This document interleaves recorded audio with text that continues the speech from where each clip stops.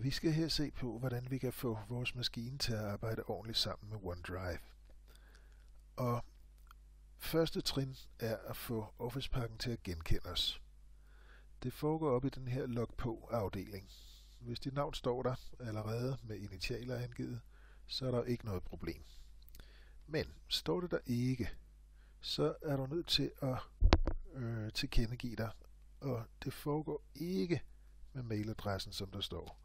For når vi identificerer os over for Microsoft, så direkte over for Microsoft, så foregår det med denne form, altså unilogin@ikkegym.dk.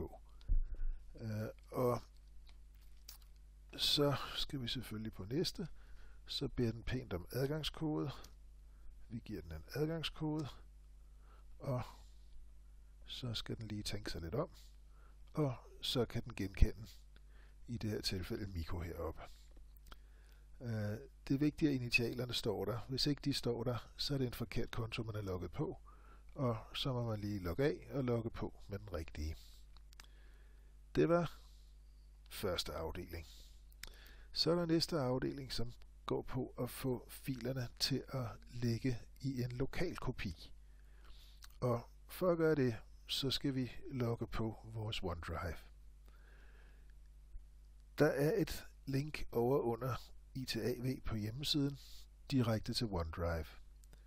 Man kan også komme derind via webmail-linket, men her kommer man direkte ind. Og der er simpelthen ganske enkelt en synkroniser-knap her på ens OneDrive. Den trykker vi på.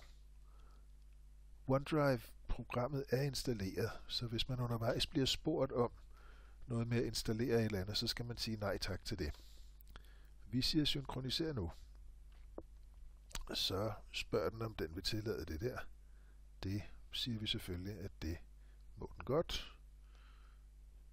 Så kontakter den serveren, det lokale program, der ligger, og så lægger den sig og blinker hernede bagved. Og vi har nu muligheden for at sige synkronisere nu. Vent lige lidt, fordi den ligger der på C-drevet. Og der løber vi hurtigt tør for plads. Så det bedste er at dirigere den over på D-drevet. Finder den under denne computer. Datadrevet her.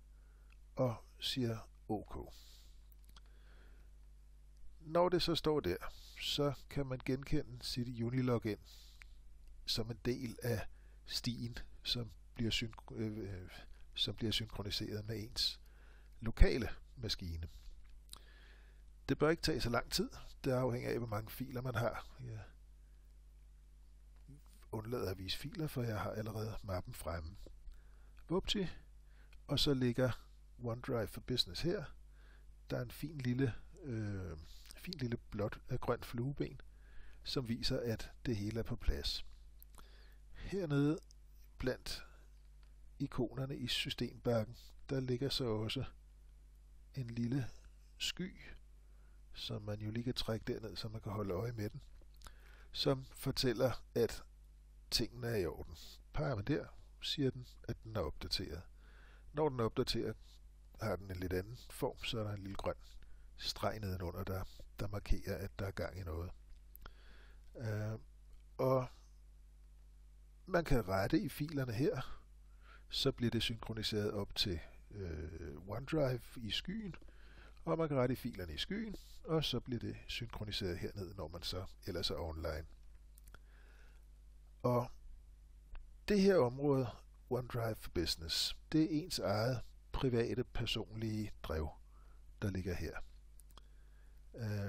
Der er nogle begrænsninger på. Der kan ikke ligge mere end 20.000 filer, og hver fil må ikke være større end 2 gigabyte, og der er nogle bestemte tegn, der ikke må indgå i navnene. Men hvis man kigger på, hvad jeg har liggende på min, så vil man kunne se, at der er 12.000 filer, og der er 39, næsten 40 gigabyte data liggende i skyen, som jeg helt automatisk har backup af.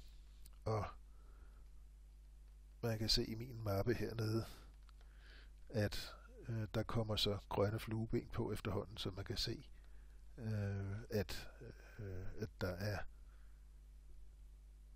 orden i synkroniseringen mellem det, jeg har liggende på min maskine, og det, der ligger i skyen. Det vil sige, at min maskine kan gå ned, harddisken går død, så logger jeg på OneDrive og synkroniserer, og så i løbet af et stykke tid, så ligger alle filerne igen på min lokale maskine. Meget praktisk. Den kan også bruges i forbindelse med deling af filer med andre, for hvis man går tilbage til skyen her og kigger på den her, og vi i stedet går over til de her websteder, som der bliver omtalt i andre af de her videoer, så er vi herinde på en klasseside, som ser ret ubrugt ud. Men der står ikke noget om et bibliotek heroppe, så den her side kan ikke synkroniseres. Man skal ned i dokumentermappen, og så vil der ligge en synkroniser afdeling her. Der har vi den. Vi siger så bare, at vi vil synkronisere.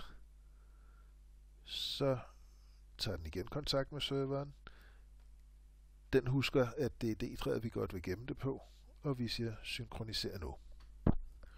Nu ligger der ikke nogen filer, så det bør absolut ikke tage lang tid. Men den lægger dem så et lidt andet sted. Alle de filer, der har med de her delinger at gøre af andre end ens personlige dokumenter, de ligger i en mappe, der hedder SharePoint.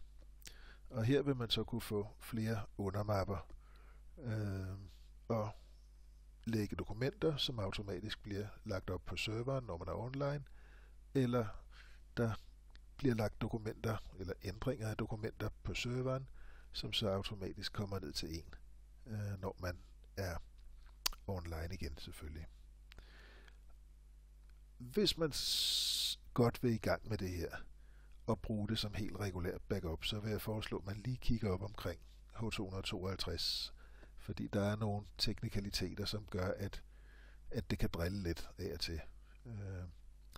Men jeg har det som sagt kørende på min maskine og er ganske godt tilfreds med det efter en del intro-bøvl på det, men nu skulle det virke, synes jeg. Så det var det.